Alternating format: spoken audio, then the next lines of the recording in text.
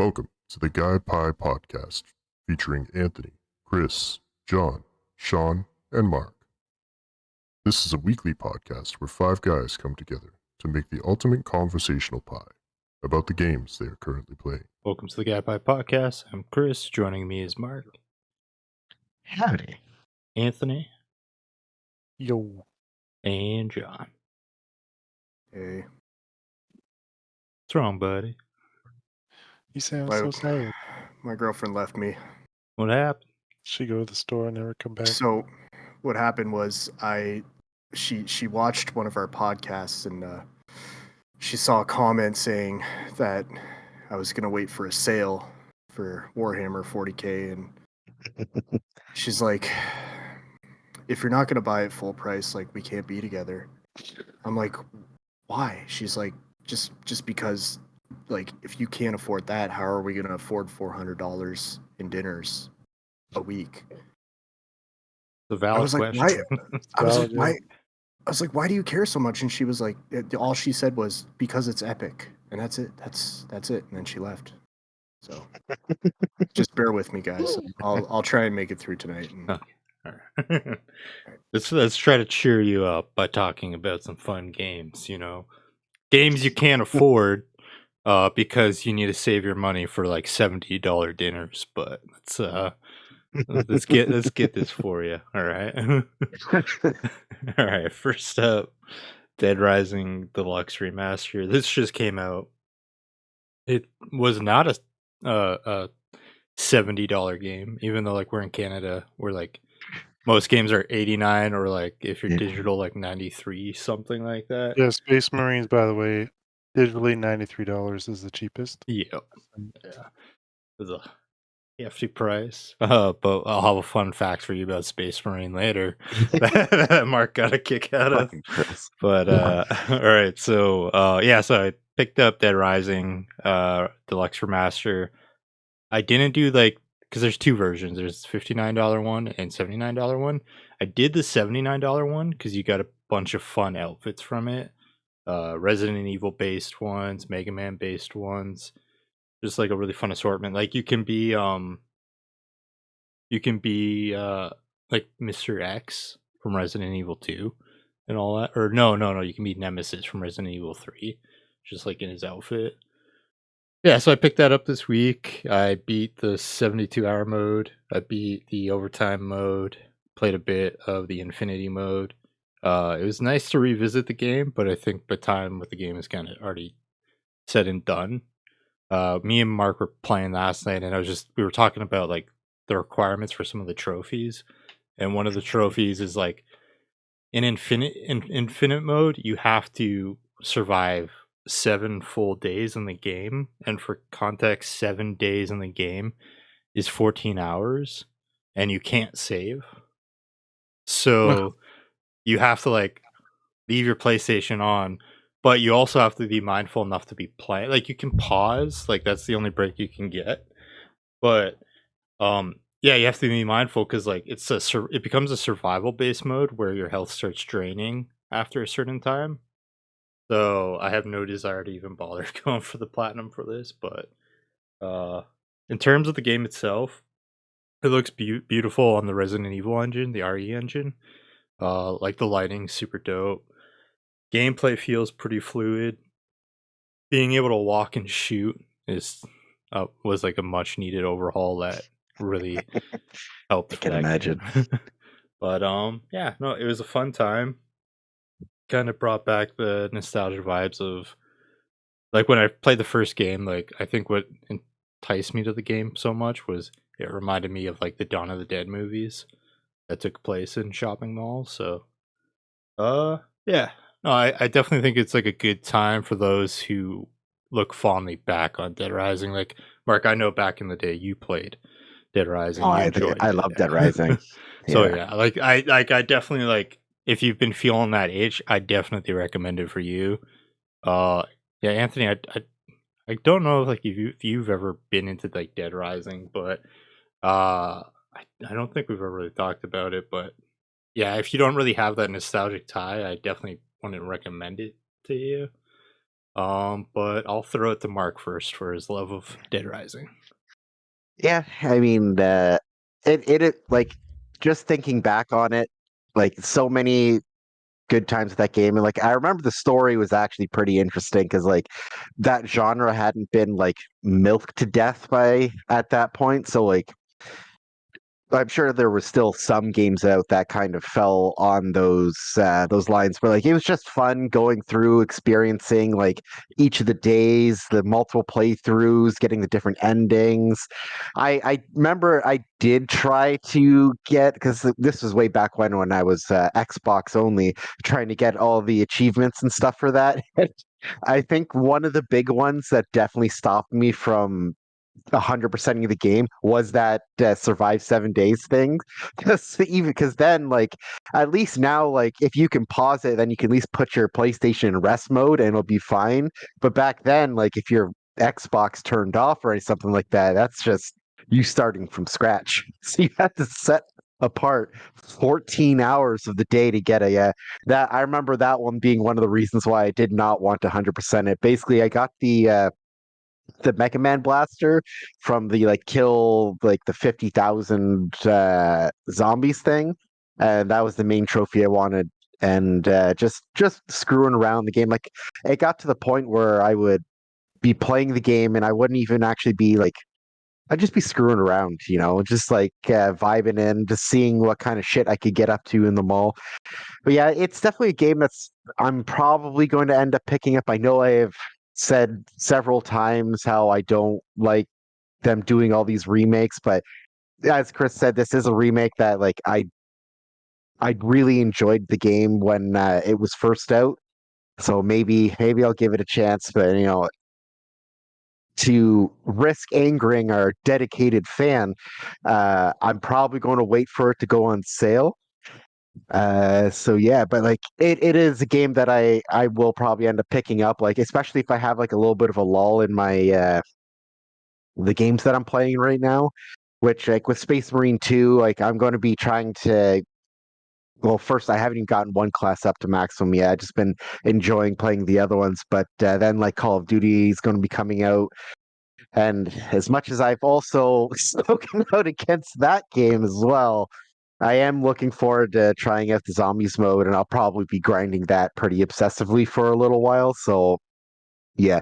But, back on topic of Dead Rising 2, I do kind of look forward to playing the game, especially with the improved sort of like graphical and gameplay experience. Just because, like, yeah, being able to move while aiming, that I could see that being a massive game changer in how the game will be played. Yeah, it definitely made the guns feel a lot better. Like, because like the pistols were always kind of meh in Dead Rising. I found like I don't know about you, but I always lean toward like the shotgun and like maybe the sniper rifle. But like, yeah, like all the guns from what I played felt a lot better.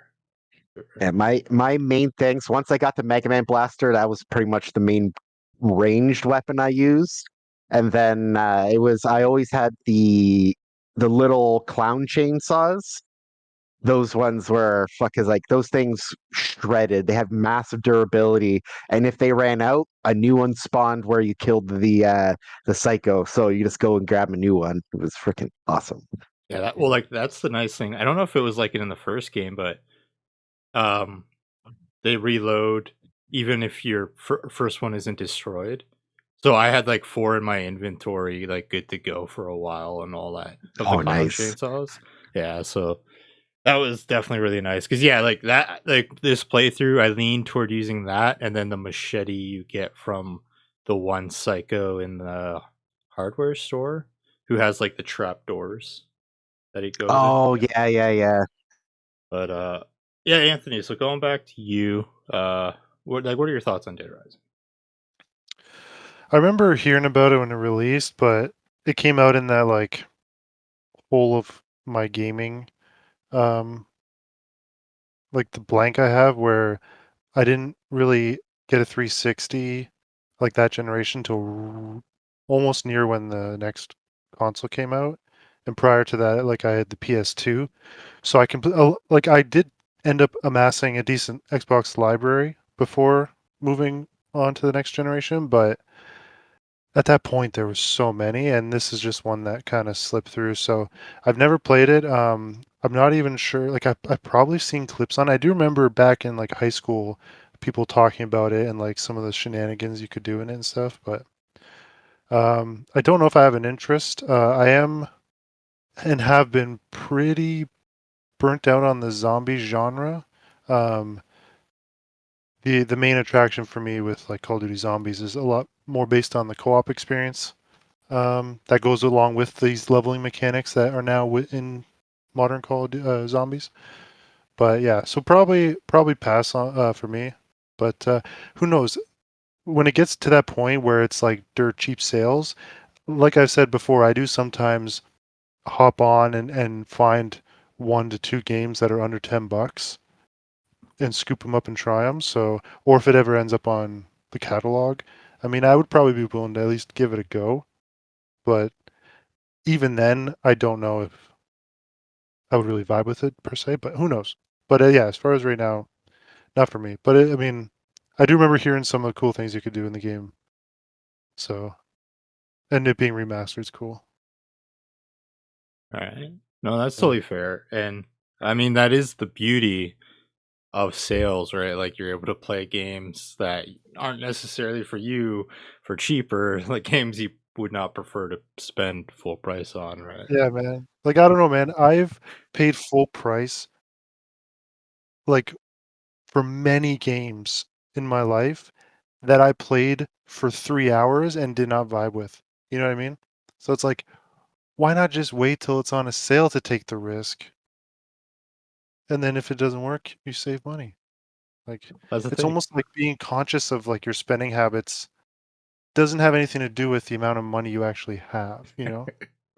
Well, it's like instead of spending that money on a game you're gonna put 2 hours into, you can then spend that money on a dinner, like since that's how much True. a dinner costs. So Yeah. all right, let's throw it to John. John, what are your thoughts on Dead Rising? I didn't really play Dead Rising much when it came out. I think I played it a little bit. I watched the Game Grumps play it like a whole lot. I love that. It's something. It's something I'd definitely buy. Um, how much is it exactly? Is it like So full price? 59 for the regular, 79 for the one with all the outfits.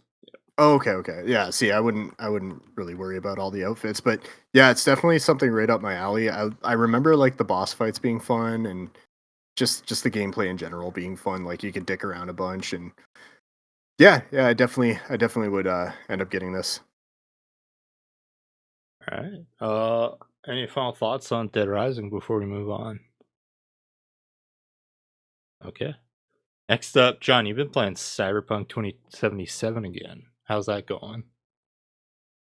Yeah, so I just like booted it up one day. I remembered I bought Phantom Liberty when it came out, but I didn't really play all that much. I started playing like the main game and then ended up like going around the map and just doing random stuff. So I didn't end up getting into it. I continued my game and I added some mods and like just basic gameplay mechanic mods and stuff. And then I ended up accidentally running into the Phantom Liberty quest line, which is crazy. Like it starts you off like you have to sneak into this little like this like secluded area, the secluded village, I guess you could call it, within the city.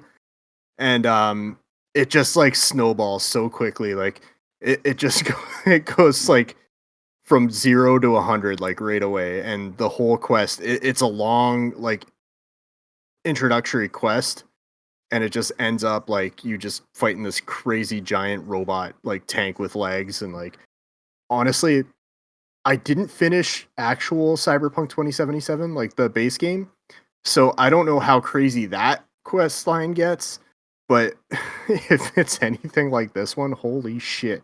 Like it was just so action packed. It was a lot of fun. See, I'm playing basically like a ninja role where I have like a sword and I have 2 knives equipped, where I throw one knife and I can immediately throw the next knife, and then while I wait for those knives to respawn, I like go to my ninja sword and just go around slashing the rest of the enemies.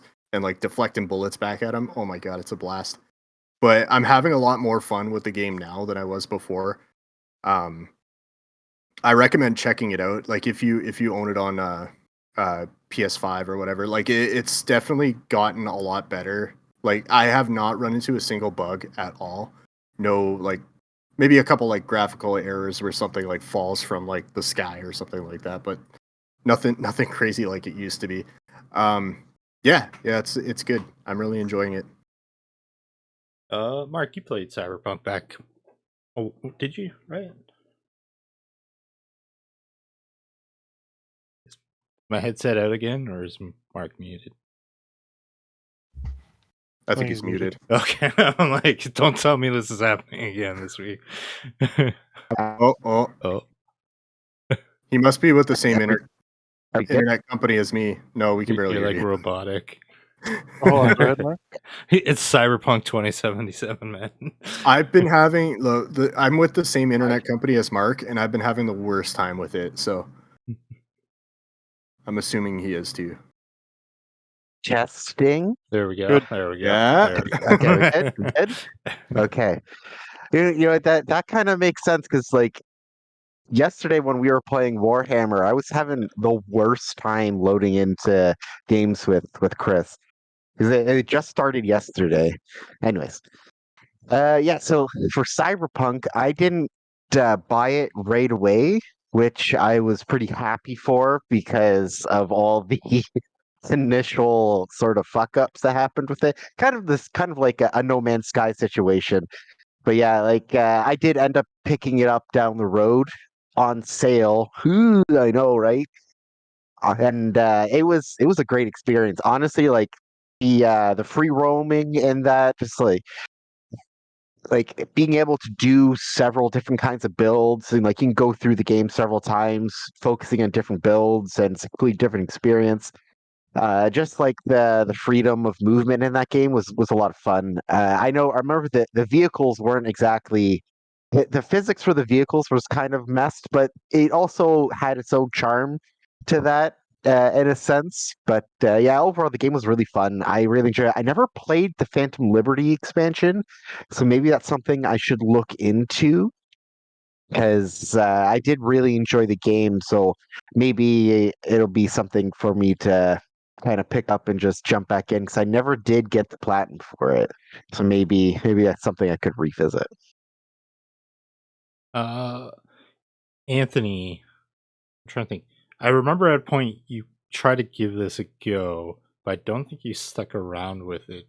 Is like how far did you get in Cyberpunk? Not very far. But it wasn't because of the game. It was just life's circumstances around it.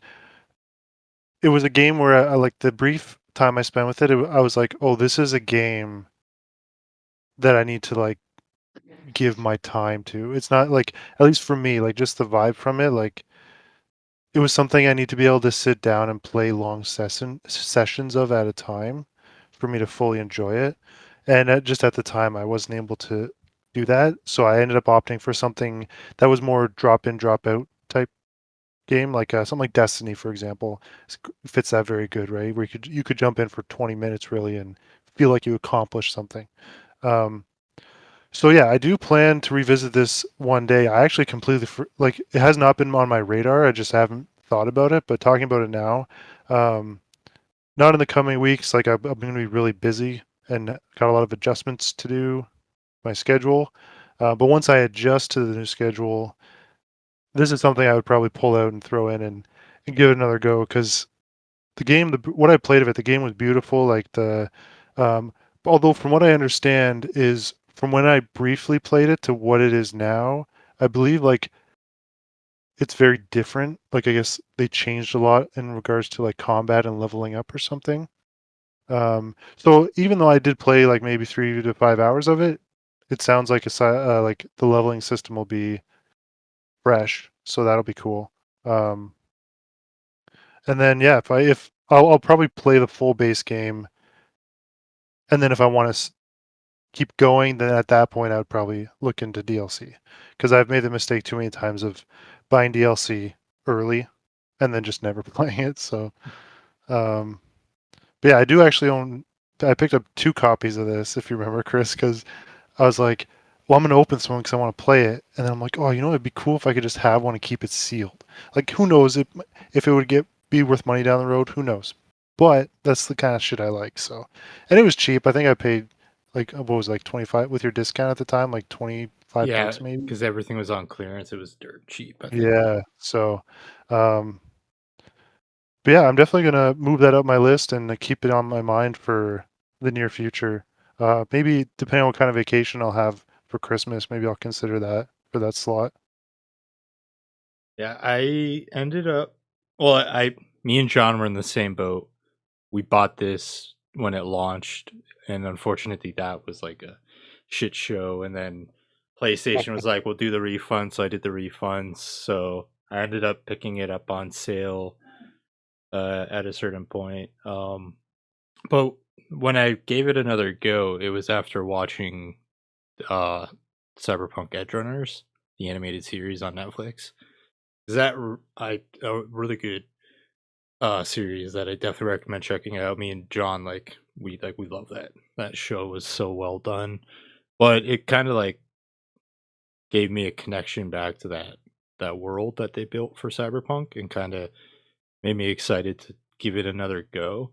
And then I ended up getting like really into it. I ended up getting the platinum for the game, which like Mark, it wasn't a tough platinum for you to go back and finish it off. The only thing for the platinum for me, one of the quests was bugged. So like if they didn't fix that and like if I have to make a new save that I have to start 100% fresh. So that's one of the things that sort of prevented me from getting the platinum. No, that's fair. That sucks. I'm curious, John.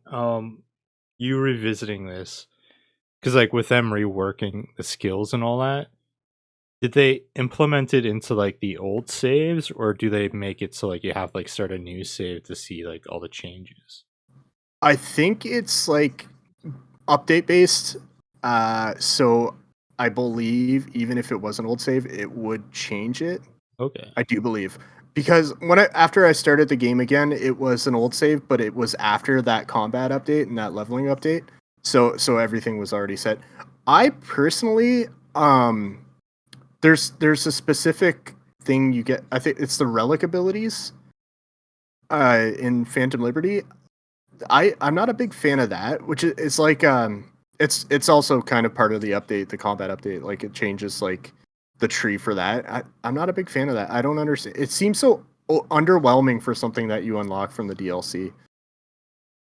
Does it carry over into like with the DLC? Are you say locked into that until you finish it, or can you go back to No, like? no, no. No, you're not. You can go. Yeah, once you finish that base quest, which is long.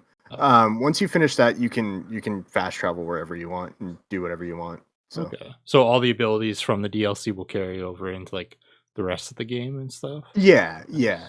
Okay. Yeah, because sometimes games can be very finicky with that stuff where they don't like it's not a great example because I understand why they did it, like but like say Elden Ring, Shadow of the Erdtree, because like if you carried all that over, you'd be overpowered for like the regular game. So it makes sense, but yeah, I was just curious about that. Yeah, I And wanted to say too, real quick, with you bringing up Edge Runners. So that's something I don't like. I never fully watched that, and just recently I was paying by the year subscription for Crave, and it just came due, and I decided to not renew. So I just signed up for Netflix for the first time in years. So now I'm thinking maybe I'm gonna approach it the way you did, Chris. Like maybe I'll sit down and watch through that first, and then that would Honestly, help me get the mood going. honestly, it will because it does. I feel like it does a better job than the actual game of setting up the environment and the world and just like what to expect when you play the game story wise. It's like I don't want to spoil like the anime for you, but like there. You know what? I'm just gonna shut up. Just watch it. It's really fucking good. having yeah, like I will say this, having beat the story after having watched the anime, that is the perfect order to do it to watch the anime because like it's all set before. And Oh, like okay. it really sets your motivations for the game in terms of things that happen later on. So it's like honestly, like I'm glad that's how I fully experienced the game, because yeah, it just like John said, like it does such a better job of getting you immersed in everything and kind of understanding like even like the lingo they use, and just like it is just I'm honestly impressed with how well that show is done. Like it's fantastic. Like I think you'll really dig it for sure. Yeah. Any final thoughts on Cyberpunk? Great game. I'm glad they didn't uh, just let the ship sink when after their initial release, because it truly is a great game. And like, if they released it when all that stuff was out, then that definitely would have never happened. But I'm happy they stuck with it. Yeah, definitely a really good comeback story for the game, considering how things were at that launch, like you said. All right, so Mark, next up, Warhammer 40k Space Marine. You've Oh been yes, spending some more time with it. How you feeling? I have. Love it. Absolutely love the game. I've been having a great time with it. I have the roadmap. There's okay. Yeah, so the I've been playing it more, like going through the campaign again with you has been a lot of fun. We had some interesting moments yesterday with me trying to get a trophy, and so like the one good thing about this game is like the AI is not useless. The one bad thing about this game is when you're trying to get certain trophies, the AI is not useless, and they don't know when you're trying to fucking do something. So there's one trophy where you have to you have to like parry a Terminator Scarab twice in a row to like break its like melee sort of sequence, and I get like keep on messing up the second parry. And then our computer guy will come on. This the character Charon, and he'll come up and he'll just start fucking leveling the thing. And so then it'll die, and then we have to reload the one checkpoint like 4 fucking times. Because like the one time, like it knocked me down because like I messed up too many times. And then it came, then Charon came, picked me up, but then the enemy, it would not fucking look at me again. It would only fight Charon. So like fuck. Okay, so we reload. And I'm almost there, almost there. Then Charon comes up and fucking stuns him in the middle of the combo, which breaks the trophy. We have to reload. It's so frustrating, but just so much fun. And I've been playing more of the different classes in the operations mode, and like so far, like every class has been so much fun to play as. I might be switching to Vanguard as my like main class now, because like they don't have a whole lot of shields, but like they're a pretty good melee focused class, but they also have options for like longer range. But I just go full close range, and like they have like a grappling hook where you shoot a grappling hook, you fling yourself to it and you kick it in the face, then you can start getting to melee with things. But yeah, like each of the classes has their own charm. All their skills work great with one another. The leveling up, like it's one of the few games I've played where like some leveling up, like it gives you semi useless useful skills, but like for these ones, like you notice your the difference when you start leveling up in it, which is very nice. But yeah, so having a good time with that. And then I got the roadmap for the next little bit for it. So the first one's already out. So for like the season 2, they're going to be adding a new PVE mission, a new difficulty, and a new sidearm, which will be which looks pretty. Like the art for it at least looks really cool. It's called a new Volkite pistol. Then in 2025, the 2 seasons, they're going to be for this third season, they're adding the new PvE mission.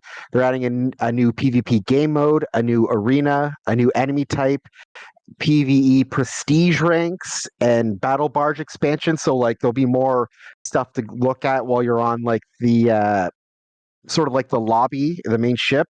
And then season 4, they're adding the horde mode, new enemy, and another new weapon. So like for the seasons itself, I don't think they're necessarily very long.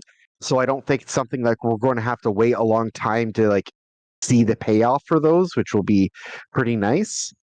Yeah, so far everything about the game I've been really enjoying. I'm looking forward to the stuff in the future, especially that horde mode. The new mission, I'll look forward to grinding through that a lot because like I've played through all the missions several times now, and they've all still been a lot of fun, especially when you up the difficulty because there's just so many more enemies. I still haven't even played on Ruthless yet, so I don't even know what that's going to be like, but I'm looking forward to finding it.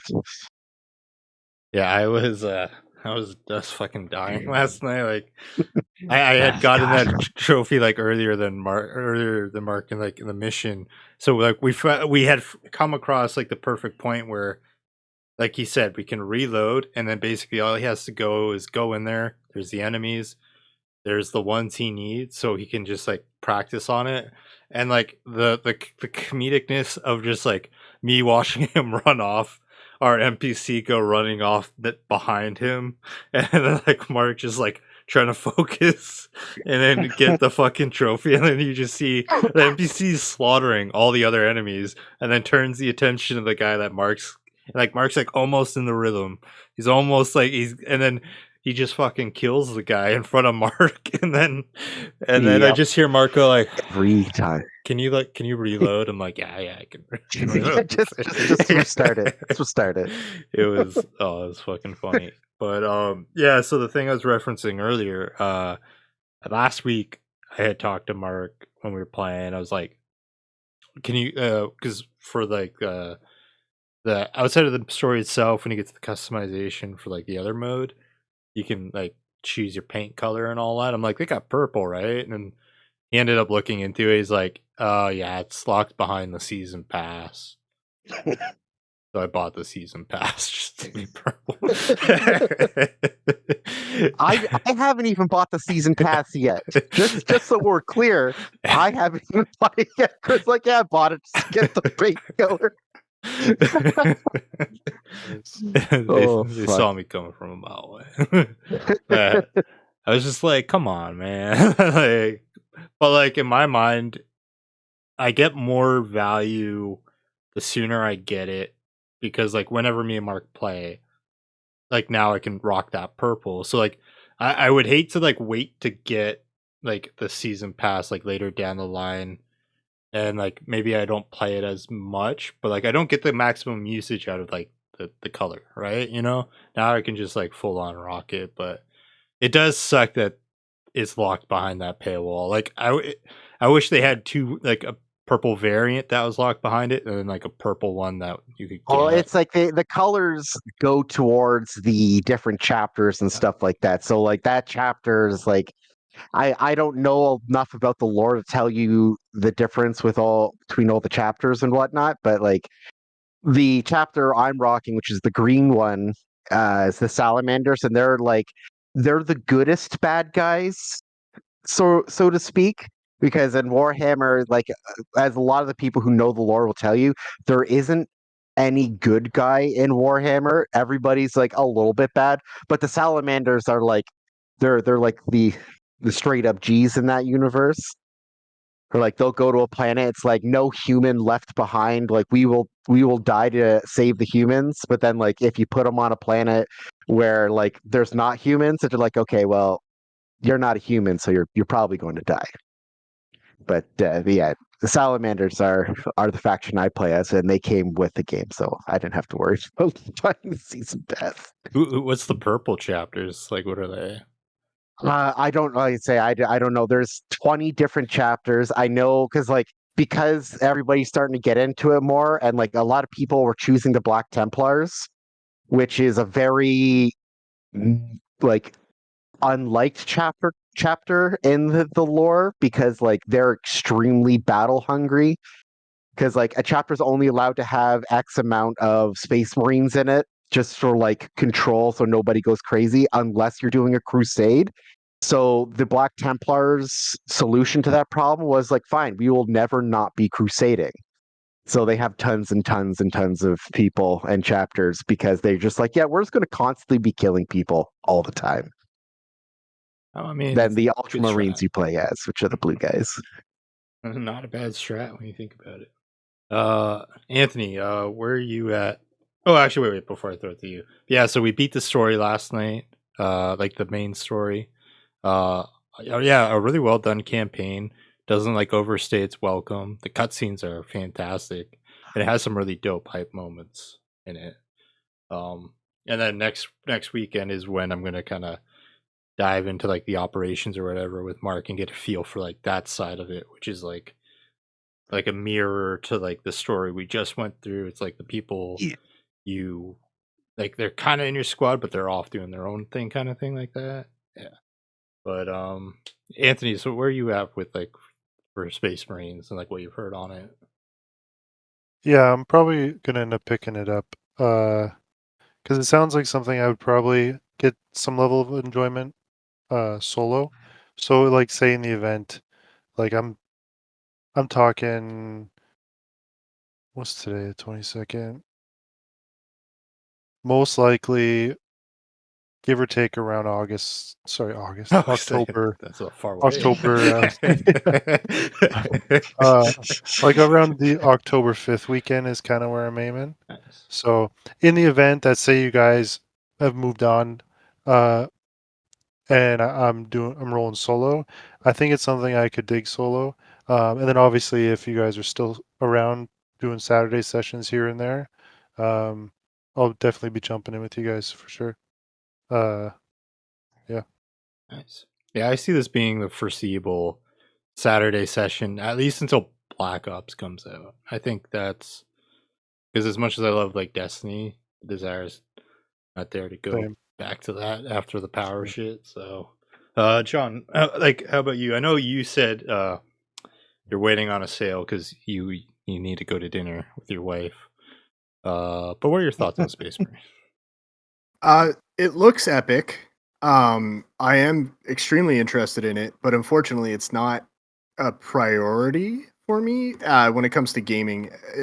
I mean, I've got a lot of games to keep me busy. This one, honestly, Core Keeper has been consuming the majority of my free time. Also, like Persona 3 Reload, Cyberpunk, I've been messing around with a lot of mods and having a lot of fun with it. Um, I will get it eventually. And like Anthony said, I will get a lot of enjoyment playing it solo as well. So I'm not like hell bent on getting it because you guys are playing it or whatever. So I'll get it eventually and I will enjoy it. And it does look epic, but I want to eat. Oh, yeah. All right. Any final thoughts on Warhammer 40k Space Marine 2? Don't be a heretic. Get the game. Put food in your mouth. Heretics Don't, want don't to eat. That's the problem. you don't have to put this game in your mouth. Put food in your mouth. Put food on your table. It's not bad. I will say one final thought. I won't like reveal what it is, but Mark introduced me to an amazing mechanic in the game last night. That just involves running. And it's just like it is so good. it is just like it's so fun. It's so fun. But yeah, I'll leave it at that so you get that nice little surprise when the game comes. All right. Next up is a game I ended up playing this week. Started back full time, and I was waiting for Dead Rising to come out on Thursday. I had finished the platinum for Outlaws on Monday. Tuesday, I was too tired to play anything, but Wednesday, I was kind of like, I want to play something. So I had this game installed that I've been meaning to play. And Castaway is basically sort of like a clone, but like sort of like a love letter to Link's Awakening. It plays very much like that. Zelda's Link's Awakening. But it's like the story itself is extremely short. There's 3 dungeons you do. In terms of tools, like you have your sword and shield, you can get a grappling hook, you can get I'm trying to think something else too. Anyway, Yeah, it was a really fun game, a really short game. I ended up beating the story, I think, with like in an hour or two. And then there's a speedrun mode, which I ended up clearing in 19 minutes. And then they have a couple other things. They have like the impossible challenge mode where you only have one health bar, so if you get hit once, you die. So I'm not fucking with that. So I'm not getting the platinum for that. And they had a tower mode, which the tower mode itself is kind of like it's like a roguelike. It's essentially you get stripped of everything you had from the base game. You go down to 2 health bars. You have all your gadgets, but you go from room to room, and as you kill things, they'll drop coins, and like when the bar hits a level up, you can pick of one of like 3 random things. It'll be like halfway toward a health upgrade, food to heal yourself if you need it, or like upgrades to your movement or the power of your weapons. Uh, that ended up being fun. I think I got to like 43 out of 50 for the tower, but then like I was done for that night. I was like, I don't see myself really going back to it. I think it was like a $30 game. I don't think it was worth so it's an indie game, right? So it's cool to support like an indie studio like that. But considering how short that experience was, at least for me, I don't think it was worth like that type of a value. I think like maybe like 20 bucks max, I think would have been a bit more reasonable for what you get. But like it's tough to say because it's one of those things where it's whatever you're going to get out of the experience, right? Somebody could get really hooked on that tower experience and probably get like maybe 10 to 20 hours into it just doing multiple runs, right? It's all subjective based off of what you get out of it. But it was a fun game, but definitely overpriced in my opinion. Um John, did you I remember talking to you about this. Did you ever end up picking it up? Castaway. I can't remember even what it's about. I think we talked about it like a while ago. Is it like a survival game or is it? It's pretty much like Link's Awakening, the GBA game. Yeah. Oh, right, right. We talked about it like I think either on or before or after the podcast at some point. Yeah, I think it was before one. Yeah, no, I haven't even looked into it. From what you were saying, like it sounds interesting.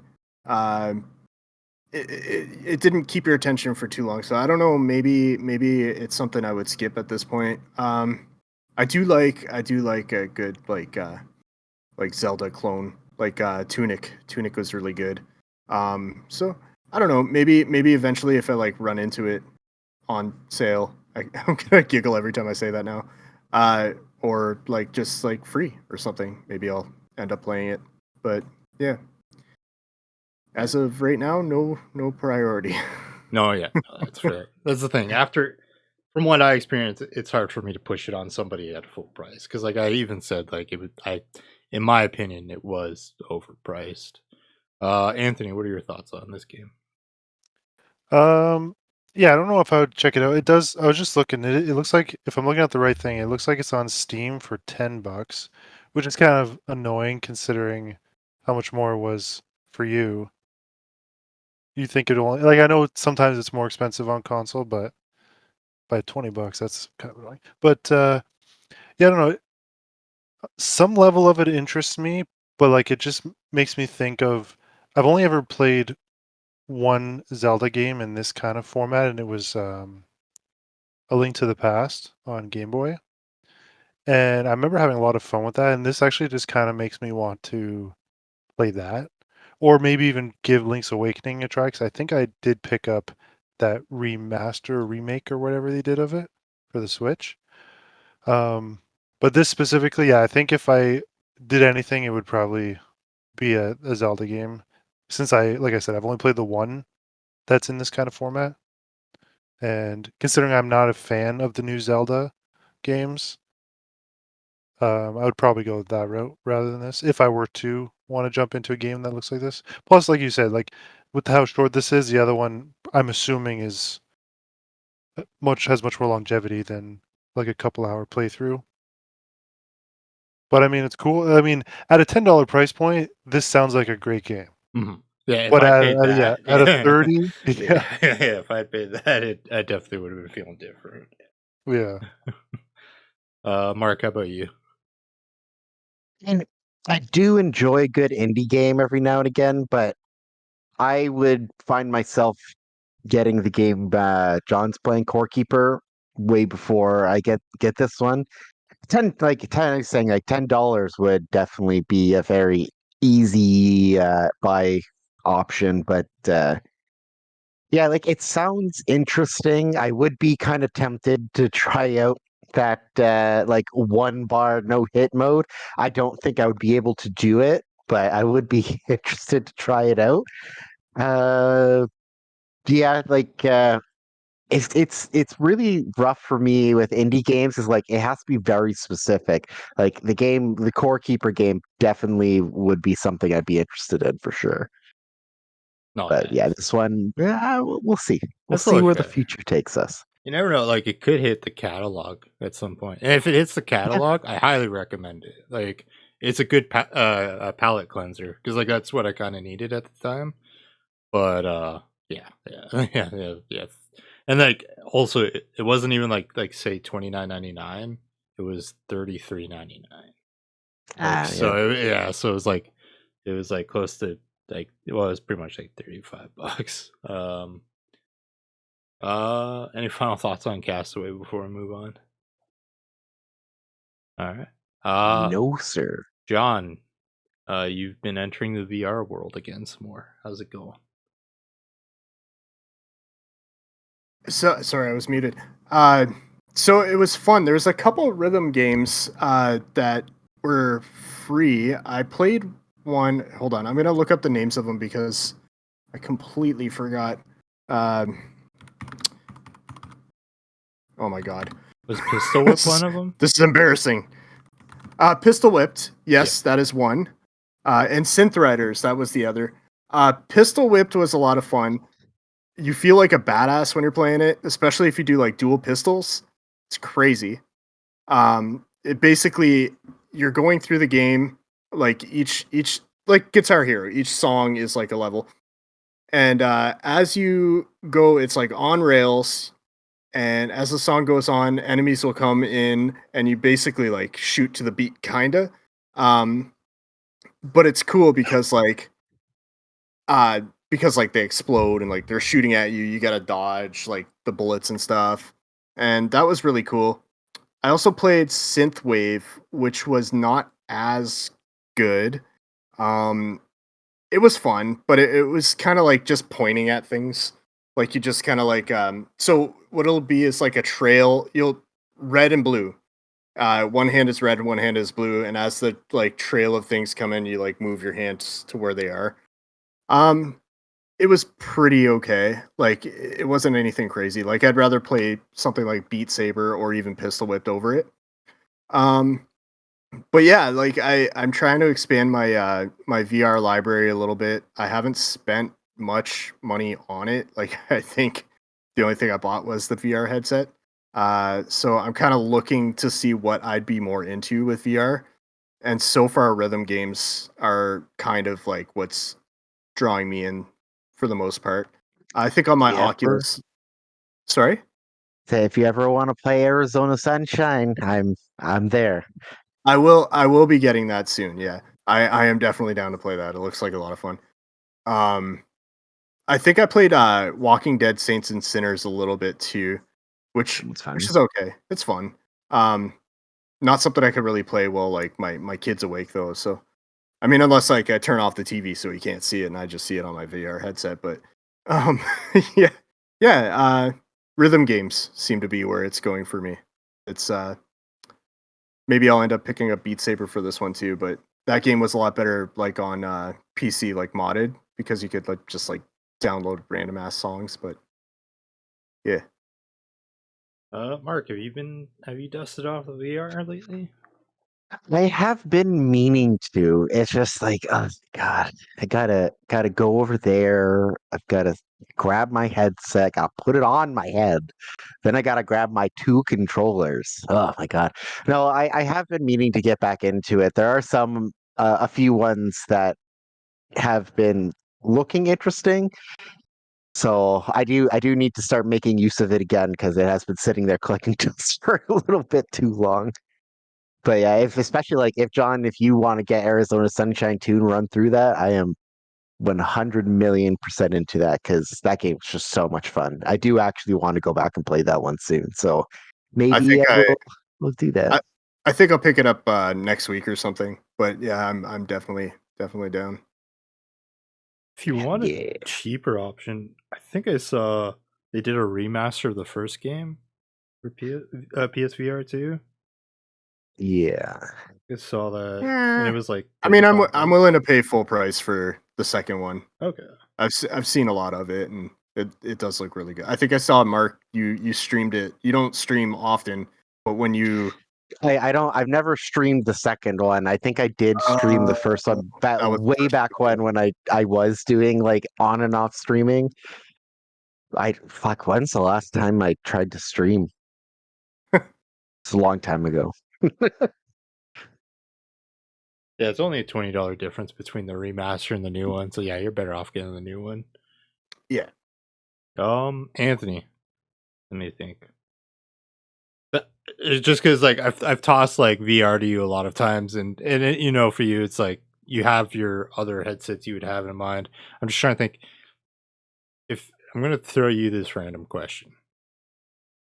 If they made a Shoot. game that would entice you to play, like get a PSVR 2 based off a series you like, what game would that be?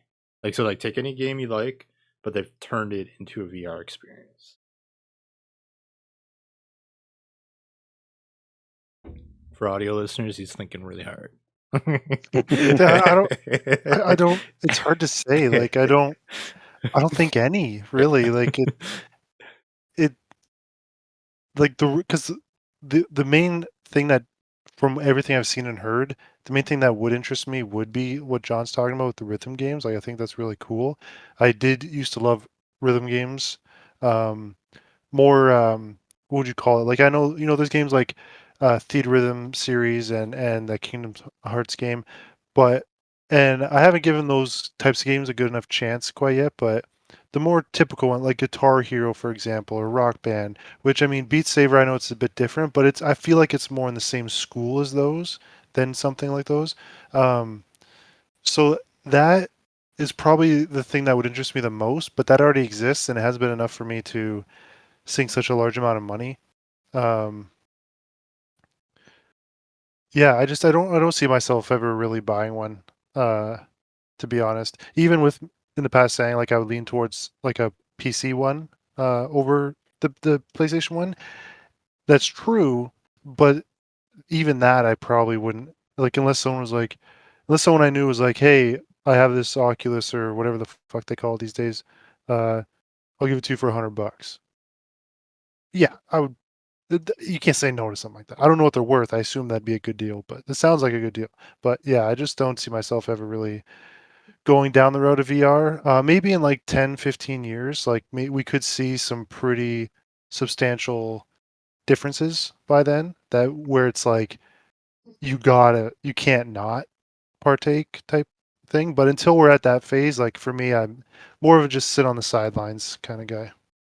No, that's fair. Yeah, I just wanted to toss you like a curveball, like give you something a little different. Like my immediate thoughts are like thoughts that I probably shouldn't really talk about here, So uh Honey the next best select thing. too. Yeah, oh yeah, that'd be a good option. There is a VR mode actually for that. So if I had the PC The version, haptic feedback is just really good on that exactly. I should look at how much the Oculus is actually. Oh, alright.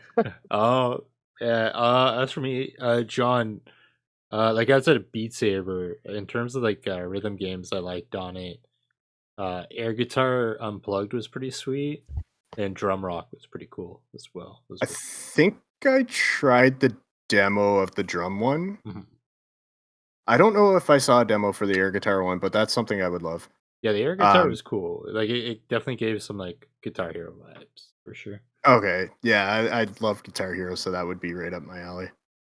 And from what I remember, it had a pretty solid track list as well. I think that was the one thing I was kind of bummed with Drum Rock was I didn't like the track list as much. Like, it had some great songs in it, but I think air guitar had a better track list. I mean, they all usually have like one DLC pack of like a popular band or something. Like even Synthwave had a Gorillaz pack, which kind of interested me, but I wasn't gonna pay for the Gorillaz pack if I'm not gonna continue to play this game. So yeah, no, that's fair. Any final thoughts on VR games? All right, VR. Next up, Like a Dragon, Pirate Yakuza in Hawaii. Spin-off set after the events of Like a Dragon Infinite Wealth. The next game sees fan favorite recurring badass Goro Majima waking up on a beach close to Hawaii with none of his memories intact, before quickly donning the title Pirate Yakuza suit for some high seas crime busting. Like a Dragon Pirate Yakuza, like a. I did not. That was not intentional. Man, I just want to say that right there. Oh man. Oh god. Pirate Yakuza in Hawaii comes out on PC, PS5, PS4, Xbox Series X and S, and Xbox One on February 28th, 2025. Majima can fight in either Mad Dog style or the Sea Dog style, and players can jump for the first time in the Yakuza series. I'm gonna throw this one to Mark first because I know you liked the first and so like this isn't. It's confusing now with like Yakuza because like now they've just There's shifted so everything. many. There's so many different genres and everything like that. But I do really like what you were telling me about the yesterday sold me. But yeah, like it does sound like a pretty fun experience because like it's like he just wakes up on the beach, sees some pirate shit. It's like, okay, I guess I'm a fucking pirate. Love it. I'm in. I'm in for it. So I think this will be something I'll be paying attention to for when it comes out. When did you say it was coming out again, or does it have a release date? Yeah, February 28th, 2025. Yeah, perfect. Perfect. I don't got anything lined up for February right now, so I will pencil it in. But yeah, no, that game sounds like it's a lot of fun. I know the Yakuza series is just like such a fun. See, like they have some serious games, but then they had like a dragon, which is like just so crazy. So I think I'll enjoy this one quite a bit. So it's definitely on my radar for getting. Probably for full price. Oh shit. Oh shit. Damn. Yeah, I saw like I didn't see a video for this game at all. I heard the concept and I was immediately like, I need to play this fucking game. Just because yeah, going back to what we were talking about, like the idea that it's a Yakuza who wakes up with no memory, just happens from his past life to have an eye patch, see pirates, puts two and two together, he's like, I guess I'm a pirate. And then the story just like goes off and then I watched the trailer for it. The trailer was dope. And I like the combat choice for it. It's like the fast paced with like abilities. It looks like it could be like almost like a fun like hack and slash, but more like brutal based combat. But I'm super in on this. This will definitely be my first Yakuza game 100%. Anthony, I'm kind of curious about you. Do you think this is something you'd mess with? Well, I need a clarification on two things. Yep. One, so is this like a standalone game?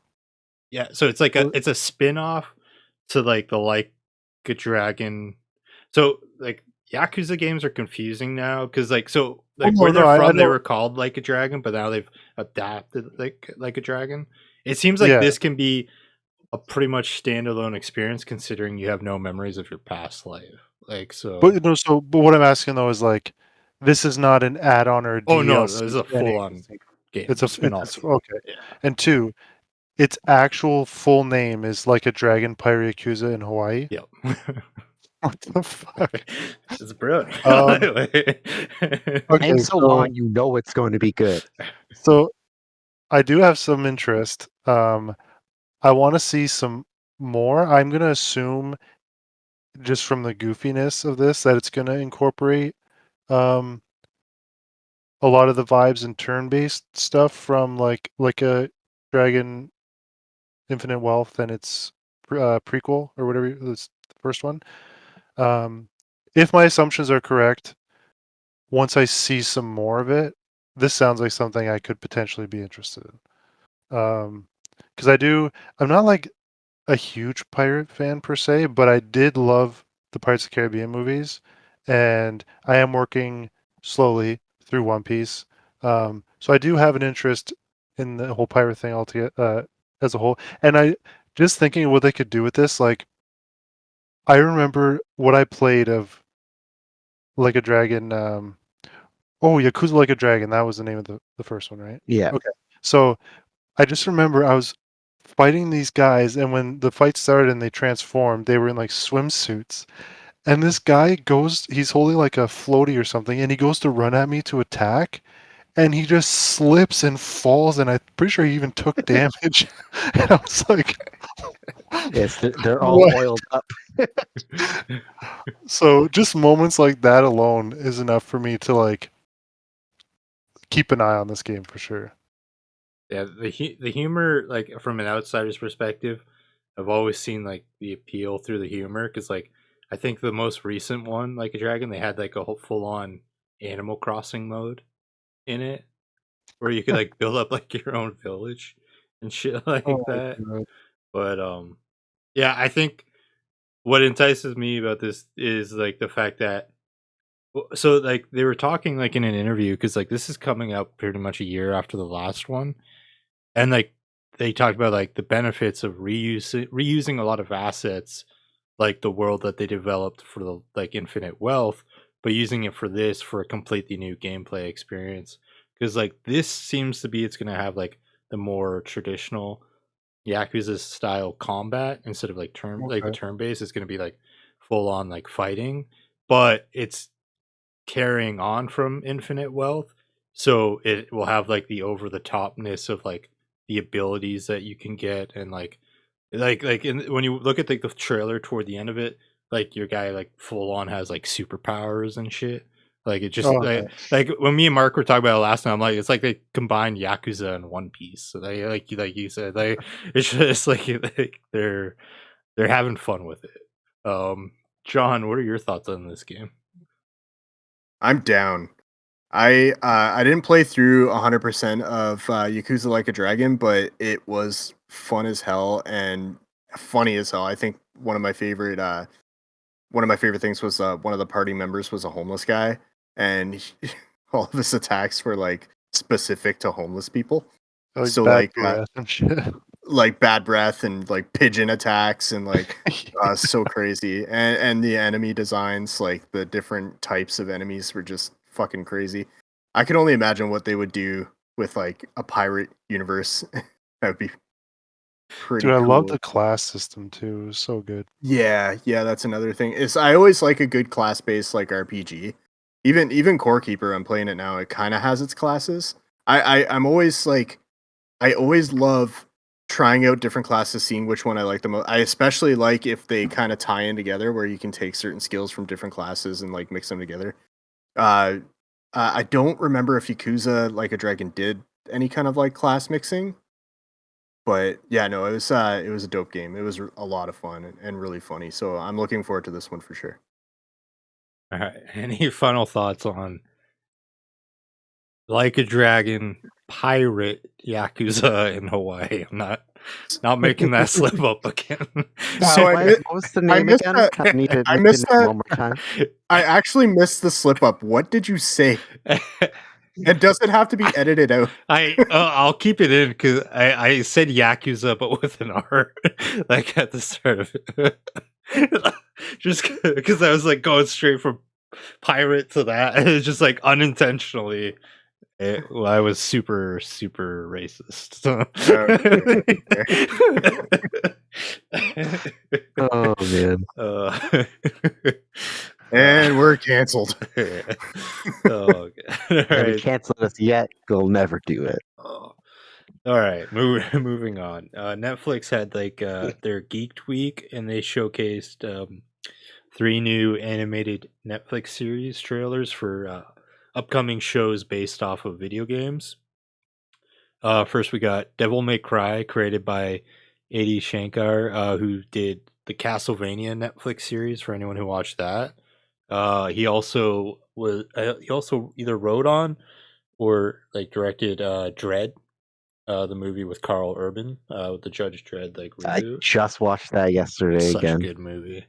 So that's slated for April 2025. Then we got Splinter Cell Death Watch, stars Liev Schreiber. So he's in Ray Donovan. You'll also know him as Sabretooth from X-Men Origins Wolverine, and he was in Scream 1 and 2. He'll be playing Sam Fisher. This is created by Derek Kolstad, writer of Nobody and John Wick 1, the first John Wick movie. So pretty solid talent there. And then we also have Tomb Raider, The Legend of Lara Croft. Stars Haley Atwell, who like you'll know as Peggy Carter from like the MCU. And one of the most recent Mission Impossible movies. Richard Armitage, who's will be playing Devereaux. He's known for the Hobbit trilogy. He played Thorin, one of the dwarves, and he was also one of the main actors from the Castlevania Netflix series. That'll be directed by Jolie Soloway, who's known for Transparent. Releases October 10th. Which one? What was that for? Which show? That was for the Tomb Raider, Legend of Lara Tomb Raider, Croft okay. one. Yeah. Yep. Anthony, I'll throw this to you because going back to what you started talking about earlier, you got a Netflix subscription again. Like these are farther out, but do any of these catch your eye? Yeah, so Devil May Cry for sure.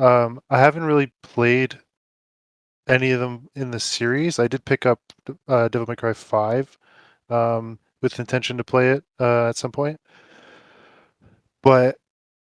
And keep in mind, like I'm not by any means like some Castlevania fan. I haven't played a single game in the series, but holy shit, the first season of that show blew me away. And then the following seasons were, in my opinion, not as good as the first one, but still they were awesome. I haven't watched Castlevania Nocturne, but that's on my list now that I have Netflix now.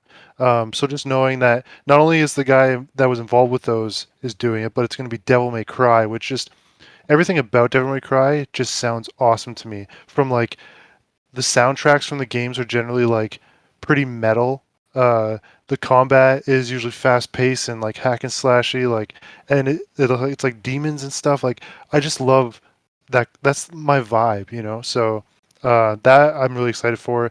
What would you say? Was it Siphon? Splinter Cell. Splinter Cell. That I pretty much have no interest in it. If I have a subscription at the time, I will probably check it out because who knows? There has been some like military. It is like a military centric type of thing, right? I've never played it. Like more like almost like spy espionage. It's like a lot of stealth and all that. Okay, yeah. So that genre. Sorry, go ahead. It's a Tom Clancy thing, so usually he's more like military, like forward. Okay. But yeah. Yeah. So I'm not so interested in that genre, but I have enjoyed some things in that genre. So I might give it a chance. And then the Tomb Raider one, I'll have to look at to see. At the moment I have interest, but I want to see like what they're doing with it, like as far as art style and like if it's a more mature approach, I'll probably check it out. But if it comes more off as like PG-13, you know, like there's got to be blood, there's got to be people dying, there's got to be big boobs, you know, like everything's got to be in there. So we'll see. The trail. So I did end up watching it. All 3 of them have trailers up on YouTube.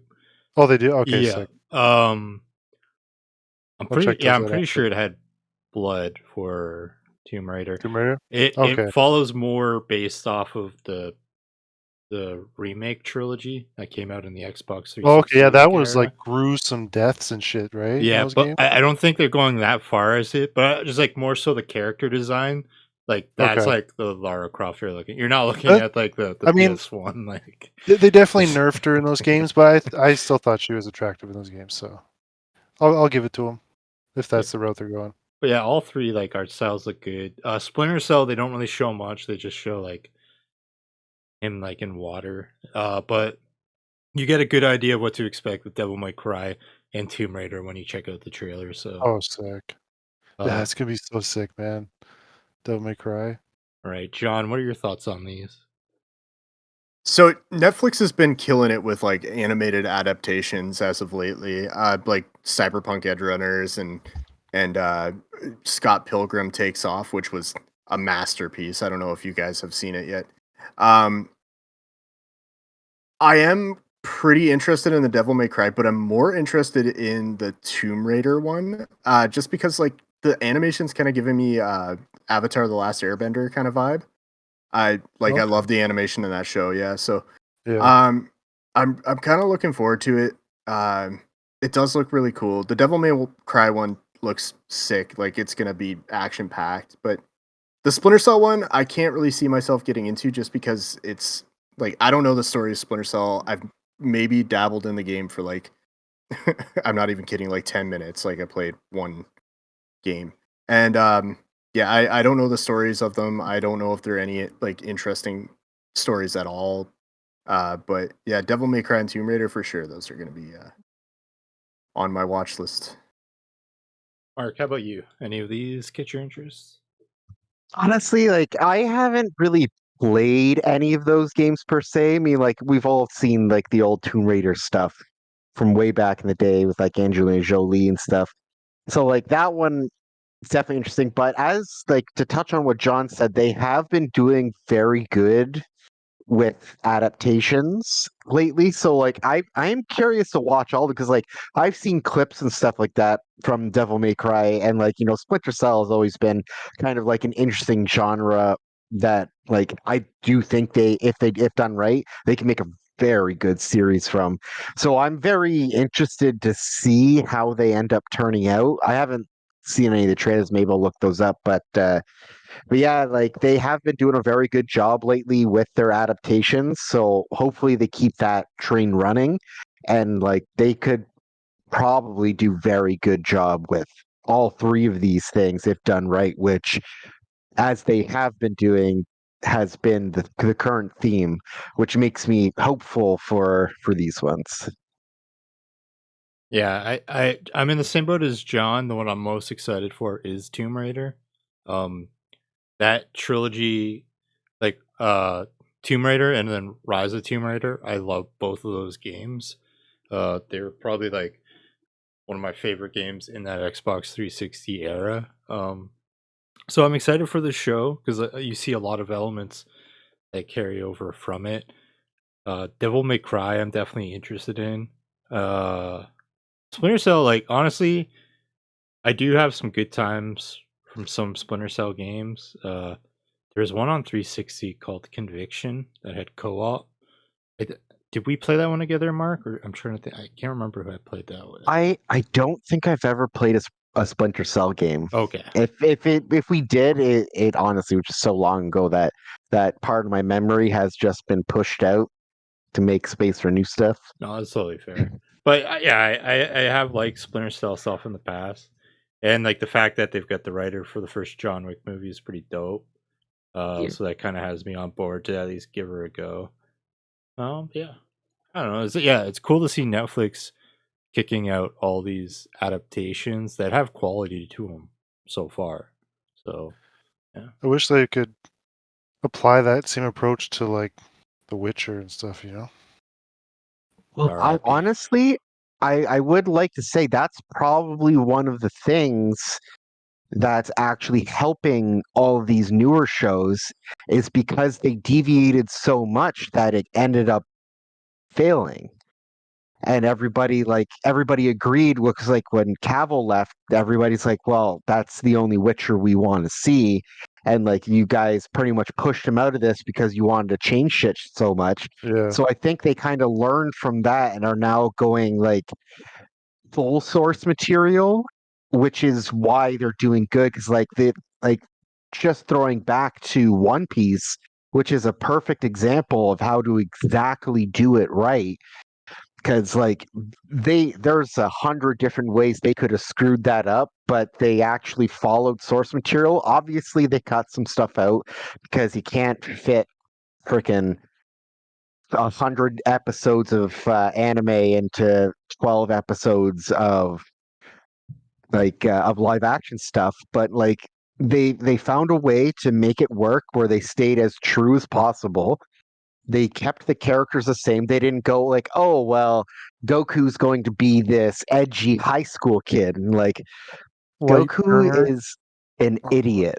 God. He Light. he is in canon. Goku is one of the dumbest people alive.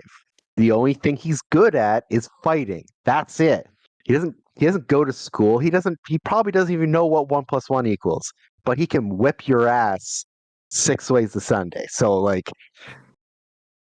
You it, talking about all this kind of reminds me of the Death Note adaptation they did, the movie, Yeah. where they tried to Light fit Burner. the entirety of the anime into a movie and just fucked it up royally. yeah, and like there's for that like there's too much. There's too much going on in order to do that. But like so like I think Witcher is a good example of them kind of learning like, oh, so we just were trying to pump shit out fast and just make it easy for us, but that actually cost us a show that we had a diehard fan group for.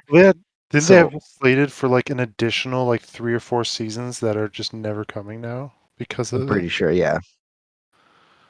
Yeah. Well, it's like once Cavill was gone, like I still haven't watched the second half of the last season that was out.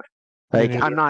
I don't think it would be bad, but like I honestly don't have any desire to watch if they do release the new season with was it Chris Hemsworth?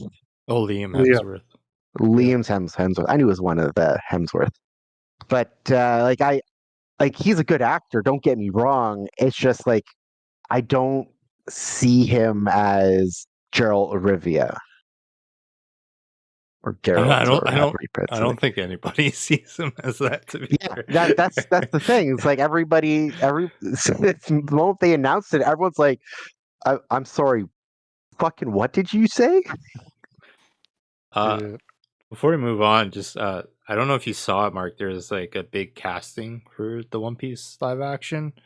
I don't know the like. Obviously, I don't watch the anime, so I don't know the character. Mr. O. He's got like a hook for a hand. It's like black hair and like looks like crosses, like it crosses. Anyway, it's a Joe Manganiello. Uh, who he was Deathstroke in the Snyderverse movies. But Anthony, you'd remember him from True Blood. He Okay, yeah. played the werewolf in True Blood. Oh, he was a Magic Mike. Yeah, he was in that too.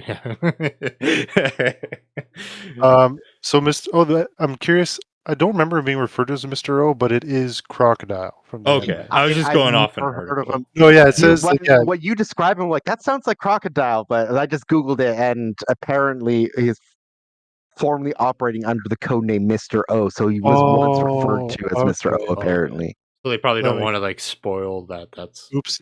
I don't know if that makes it a significant. Literally, I've never once heard him called Mr. O in the anime. And if I did, like, it was the briefest of Which means moments. it's been a long time since I watched that part of the anime, but that's the arc where Robin comes in. Is that correct? Yeah. Cool. Cool. Hope she makes an appearance. I hope they don't end it with her making an appearance. I hope it's like the main part of the story. This technically is probably a spoiler too. I'm assuming because there was another casting for a character named Miss All Sunday, but like looking at her image, it looks like the character Nico Robin, got like a Okay, cowboy yeah.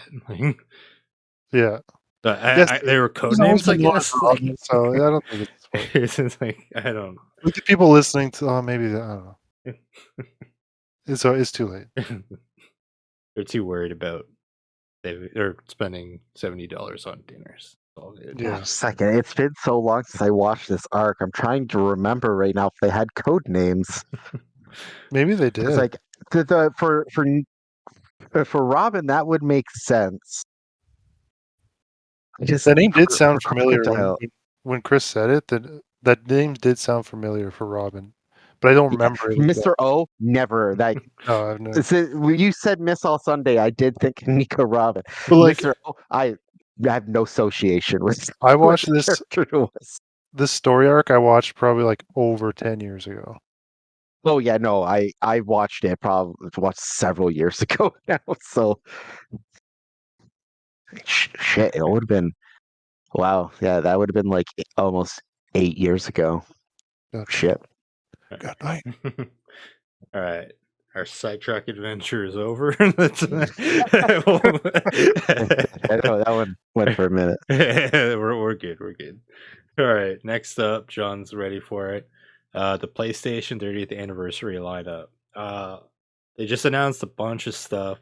You've got the PlayStation 5 Pro console 30th anniversary edition. That comes with the Pro console, a DualSense Edge limited edition version, limited edition regular DualSense, limited edition DualSense charging system, limited edition console cover, limited edition vertical. They went all out for limited edition for this bundle, and a bunch of like other stuff. That is only going to be 12,300 units. That's fucking ridiculous. Like that. How much is the bundle though? I don't even know, but like I'm that's gonna going be to out guess like that. 1,300. Yeah. Yeah. Maybe more. Also, like Actually, no, it'd probably be more because like the DualSense. the base Pro version of the PS5 is 1,000. The DualSense Edge, that's like a $200 controller. yeah, think it's more. 250. And Yeah, then 250, and then the regular one's almost 100. So that's probably be like 1,700. although like you consider the fact Controller. that like the regular one is just replacing the controller that would typically come with the Pro. Because consoles always come with a controller. Oh, okay. Yeah, Oh, okay. yeah. I see what you're saying. So yeah, so you have two controllers, but one is just like default. Yeah, the bundled in one. Yeah, that typically comes with it. And then yeah, plus the charging stand, which is probably not crazy. And then like I'm not sure how much like the console cover specifically for the disc drive would be because it doesn't come with the disc drive itself. But they included a cover for it though? Yeah, that way if you do get a disc drive, like it'll Nice. look uniform and all that.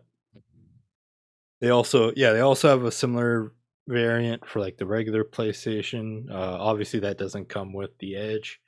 You'll be able to get a limited edition PlayStation Portal.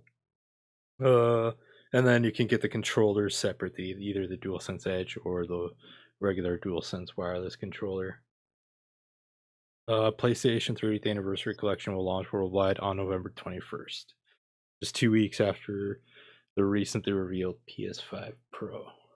Okay, John, what are your thoughts on these? So these aren't coming separate. This is all just a bundle, right? No, you can. So Minus the portal. consoles you have to get in bundle. The Okay. portal and the controllers you can get separately. Okay. So I either cannot wait to get either the base controller or the DualSense Edge, and if I can't, I cannot wait to see how much scalpers are going to be fucking selling it for. Oh. I honestly like just seeing these controllers alone is just super nostalgic for me. So I think I'm going to try for the DualSense Edge because I've been wanting to get it for some time now, and I've just been putting it off. But seeing this controller, I'm like, okay, maybe now is my time to get a DualSense Edge just so I can get this controller because it is gorgeous. Like the colored buttons, just like the original PlayStation, like the gray. It's just, oh my god, it's gorgeous. I need it in my life. Yeah, that old school PlayStation like center button, like just Yeah. I need it. Yeah, I'm gonna be realistic. The Pro is out of the equation because like I could if I wanted to, but with like that such a limited like 12,500, like there's no shot I'd be able to like secure that. Like that being said, if I would, like I'm planning on getting that DualSense Edge. So like, I mean, hey, it just comes bundled together. So like I do like that concept. Like obviously I'll probably end up paying a ridiculous amount for that if I could, but I definitely want that Portal. One of the main reasons like I ended up selling my like the launch Portal to Anthony is like as much as I love like the PS5, I don't like white for like my controllers just because I find like they get like dirtier and all that. So like I've been dying for a DualSense Edge that isn't white, and that's it right there. And I've been wanting a Portal that isn't white either, and that's it there. And then it just brings back like the vibes and the nostalgia of the PS1 for me. Like John said, like those colored buttons just hit right, that shade of gray. And honestly, just like what they did with the USB cable, where it has like the like the design to look like the plug-in for like the old school PS1. It's cool.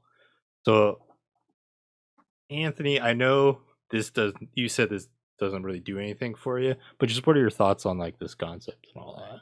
Well, my first thought is um, offer just the cover plates as a purchase. You fucking cowards! Like this is ridiculous.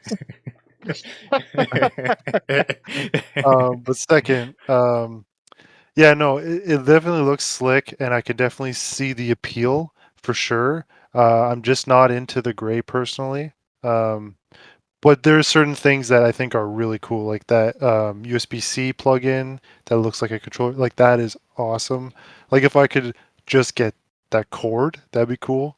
But obviously then it would be mismatched, and I do like my stuff to match. So the idea is cool. It is unfortunate they're limiting it so low. Um, but I've never I wasn't following gaming so as closely as I do now when we had previous anniversary editions of consoles, so I don't know if that's the norm or not. Like if they limit it that low. Um, but yeah, even with me hoping that the Pro doesn't sell very well, like we were talking about before, there's no way this doesn't like because of the percentage of people, either like early adopter type people or collectors, like that number within the number of like in the PlayStation ecosystem definitely severely outnumbers 12,500. So those are going to be gone very quickly. Yeah, they're gonna fucking. It's just like Thanos snap and they just fade away. Pretty much. They've already been sold for sure. Like there's no Yeah. chance. Before I throw it to you, Mark, I don't know if you guys saw this, but apparently people are selling on eBay the chance for you to get it. It's like basically they're selling the service of like I will try to get you one. Oh my Not god. I will get you one. Like I will try to get We'll you one. try. Everything I have about this is like I'm still even annoyed at like people being like, "Oh, the disk drive are sold out, so that's why like the Pro's gonna sell so well." And it's like, no, scalpers are buying them out and then putting them up for more expensive. I mean, obviously people are definitely also buying them, but It's now definitely a it's like, mixture of both, yeah. yeah, now it's like I wonder. I really hope they put as much in place as they can, like spare no expense to put it shit in place to prevent any of these going to scalpers. I mean, it's never going to be perfect. Like some will slip through, but like I think they owe it to their fan base to do anything they can on their end to prevent that. Yeah, the big thing is like I know via the states you have to get it through PS Direct, which like you have to log into your actual PlayStation account. So like Nice. maybe they monitor based off of how old the account is. But for here for Canada, we're dependent on like retailers like Best Buy, so you Oh don't really shit. get that option. But Mark, Yeah. what are your, like you're newer to like the PlayStation ecosystem, like you joined in the PS4, but like what do you think about this lineup? I like they do look good. Like the I don't really mind the white controllers and stuff like that as much, but like the gray does look nice. It is a very nice like homage to their roots. So like I think like keeping it super low, it on one hand that is like a nice sort of like uh gift to the diehard collectors that are 100. If you say as you guys said, like there's definitely a market of people that will 100% get this, and it way outweighs that number. It's just unfortunate that like because like scalping is very real, and I'm just curious to see how many of these get picked up and to try to get resold. But it's a very nice looking line of stuff. Like the controllers do look super nice. They definitely put some like good thought into it. So like I think it is a nice sort of like gift to the fans that really want to show their loyalty to the brand and have just like this nice looking like throwback cover for their PlayStation and their controllers. So yeah, like it's definitely a nice thing, and the fact they're keeping the numbers low, I mean, like it's probably going to be a little bit expensive for sure, but like as it's one of those things where like it's not going to happen every day. So like, it is what it is, unfortunately. Just hope that they do somehow find a way to control the sales. I also didn't know that thing about you have to go through PlayStation in the States in order to buy one. I'm curious as to why they're not doing that in Canada, because that makes a lot more sense for trying to keep things honest. Yeah, I think the thing is just unfortunately they haven't set up PlayStation Direct here. I think it's only available like their purchase system in the States and I think some places in Europe. I think UK maybe. It's very weird that it's not here in Canada. Yeah. Yeah, well, it is what it is. Hopefully you get your controller there, Chris. Yeah, they do look nice. I will say that. I'm not interested in buying them. I'm very happy with my current controller, and yeah, I haven't had to replace any of the Joy Cons yet, but I should probably pick up some just in case. Like Not that the is Joy Cons, but the one yeah. thing too is like I'm kind of happy about is like I get this dual sense like if I get that edge like I can just keep my current one and then I have those extra replacements because like they're still in perfect condition, good to go and all that. So, Yeah. but yeah. Any final thoughts on this before we move on? Okay. So final No, sir. topic: which console are you most nostalgic about? Anthony, what's yours? It's a tough, nostalgic wise, it's a tough toss up, honestly, between PS1 and 64 because growing up, my parents separated and one house was PS1, one was N64. And I got to play a lot of bangers on both. But if I had to pick one, I got to throw it to the PS1. Like, I played so many great games on there, man. Like anything from, my introduction to the Final Fantasy series, like my dad had bought Final Fantasy Anthology, which is 5 and 6 on the PlayStation 1. Final Fantasy 7, obviously.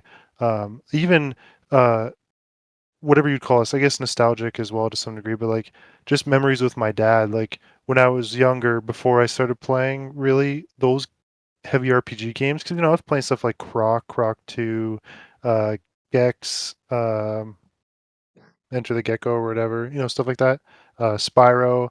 Um, but then my love for RPGs really started was like I would sit down and watch my dad play. I watched him play through pretty much almost all of Final Fantasy 8 and Final Fantasy 7, and then I played through myself at one point. I remember watching him like I mean I had nightmares again. Keep in mind I'm a kid, but watching him play through Resident Evil 2, and he always insisted on turning the fucking lights off, and I was probably like 6 years old or some shit. I don't even know, but yeah, hands down, it's got to be the PS1.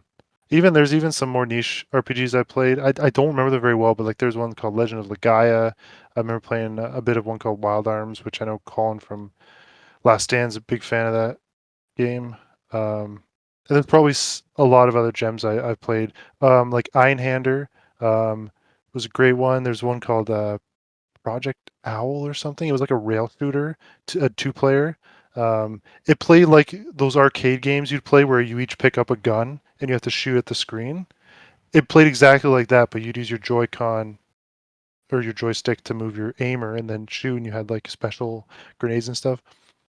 So many great games on that system. Even there was this game that when he first got the PlayStation, I can never remember what it's called.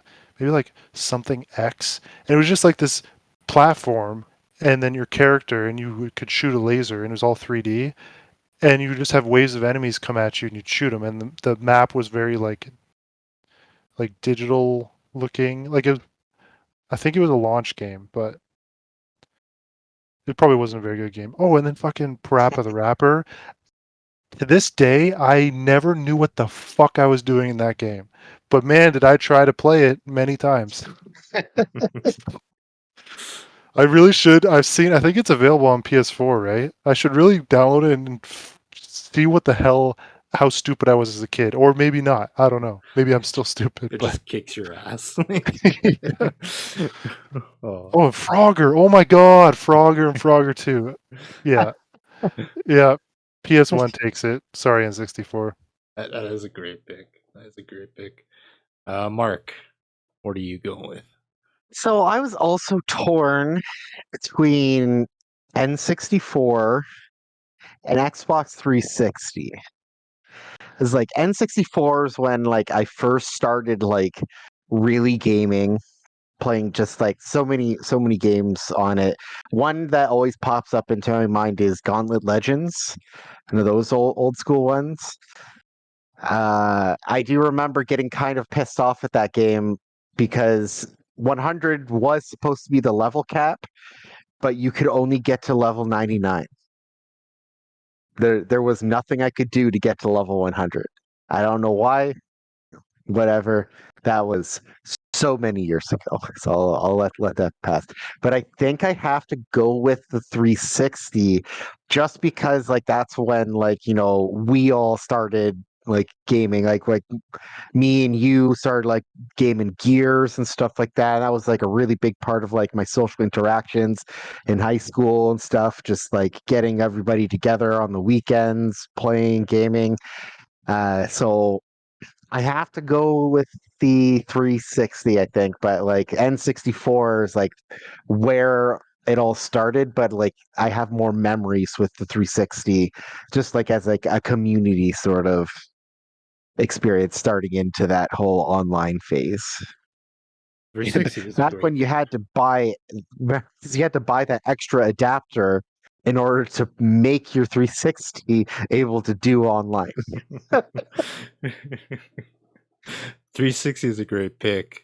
Although it's a pick that also like gives me flashbacks of like 3 red rings. I got hit Yeah, by that Red Ring so of Death. many times. I still remember. I think, yeah, because I'm pretty sure I tried to help you fix it that one time. We did that towel trick, tried to melt everything back. I remember because mine got hit with that once, and it wasn't warranted. And so basically, my thought process was, if I can't fix it, then I'm just going to go buy the arcade version.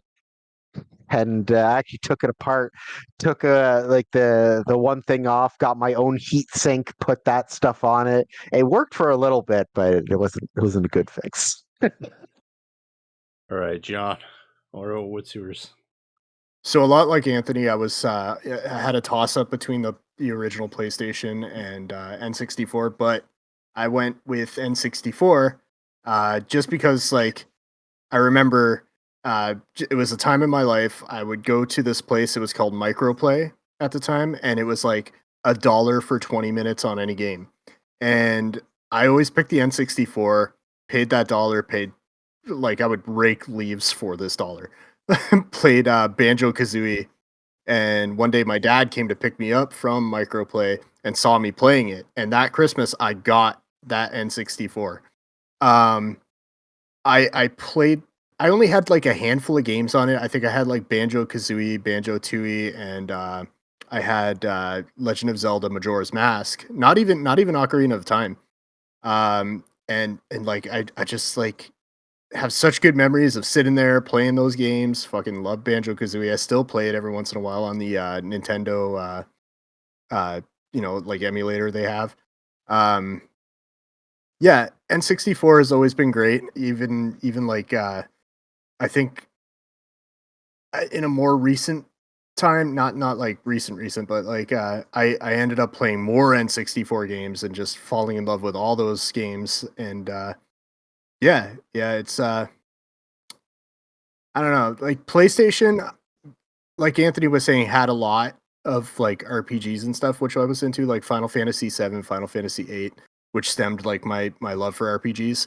But yeah, no, it's just something about that N64 that sticks with me to this day and will always be in my memories. So yeah, all three of you were like had N64 where like you were considering it. Like I feel like the odd one out because I didn't. But like How dare you? I can't remember if I ever told this story. I think I told it to you guys. But I can't remember if I told it on here. But like one year I asked for Christmas an N64, like, and there was confusion and they thought I had the console, so they got me the games, and then I opened up the games, like, oh, I got it, and then I soon realized there is no console. Oh no! But yeah, so for me, I was torn between PS1 and PS2. Um, I went toward PS2 because you have like I'm gonna list like exclusive games, but I'm also gonna list multi-platform games that I experienced on the PS2 that tie to that nostalgia, like Kingdom Hearts 1 and 2, obviously, Sly Cooper games, Jack and Daxter, Ratchet and Clank, those games, God of War, Max Payne, Tony Hawk's Underground 1 and 2, NBA Street Volume 2, SmackDown Here Comes the Pain, I think. Oh, Grand Theft Auto San Andreas, like Grand Theft Auto Vice City. Like I had a lot of like really awesome. Oh, X-Men Legends 1 and 2. Like I had really core experiences on that console. Baldur's Gate 1 and 2. Dark Alliance. Like yeah, PS2 is definitely took the cake. Like PS1 I had a lot of really great experiences on. But like PS2 I think I had like those like definitive ones. Like I said, like I always go back to like Kingdom Hearts being the thing that really kickstarted like my real love for gaming and showing me like this is like what games could be, like the potential in them. And just like the laughs of like Tony Hawk's Underground, like Tony Hawk's Underground 1 trying to get into the strip club and all that, and fucking playing countless hours of Here Comes the Pain, like fucking throwing somebody off of like an entrance ramp and shit. Like I had so many amazing experiences on that console. Like, and that's a console like I actively played probably like a year or two into the next gen because like I didn't end up getting the 360 I think till the first or like the second year I think. I can't remember when it came out specifically for us, but I do remember when I was getting my console and talking to you and being like, oh, like it comes. It looks like it comes with the game Gears of War, and you're like, oh, dude, like you're in for a treat and shit. Like 360 was an iconic. It's amazing. Yeah, but yeah, PS2 is 100% my pick for sure. All right, made it through. Might get canceled for mispronouncing things earlier, but you know. All right, this has been almost successful episode of the Guy Pie Podcast. I'm Chris. That's Mark. Bye. Anthony. See ya. And John. You guys, listening to you guys talk about video games has really cheered me up. I've decided to make some changes in my life. I'm a grown man. I'm gonna stop talking about not buying a game because of the price. It's $70. That's one dinner for me and my wife. I'm gonna eat at home one night and just buy the game. It's epic. Also, I'm done playing Call of Duty with a D. Duty already has the T in it.